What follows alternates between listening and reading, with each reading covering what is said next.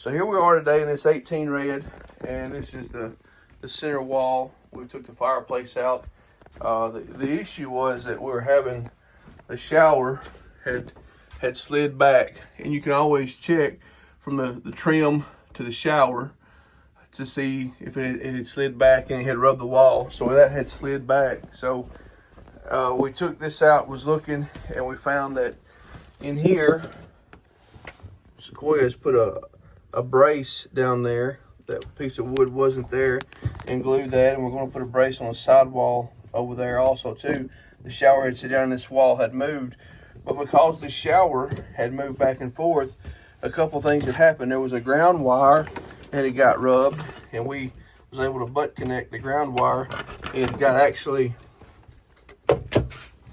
got up underneath the edge of the shower there where we've got that piece of wood, the cleat that we've put in place, and it was just moving, had rubbed it. And but also too, this other wire had got under there, and you can inspect and see and look. If I can turn it just right, see the red light? That means it's a fiber optic cable. This actually runs from to this main TV here. It goes in up in behind it, down the wall, down here, goes through the whole slew of wires into the harness, into the floor, back to the back. So this is fiber optic. You can't patch that. They've done a workaround for that. Also too, I don't know if you can see in here, this cleat holds these screws break, and that's what allows that to move.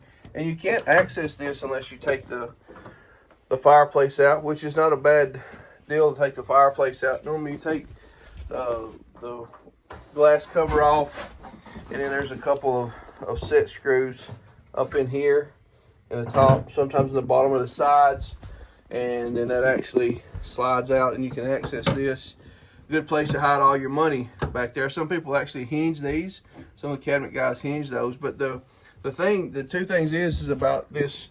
You can look right here, if you can see the indentation on the ceiling where the wall was at. Now this is the Naugahyde and foam.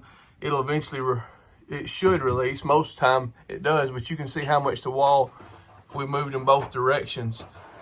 These break, they just have those screws into the wall and those cleats that we showed over in there, and they break loose, allows that allows that wall to move. So you can see where we moved it back. But you can tell this will bunch up sometimes up here, and the second thing is it'll pull away from the wall. You can check the trim and different things and see that, but just showing you a few things about the wall moving behind the fireplace and that shower rubbing these wires. Luckily it wasn't an HDMI or a power wire.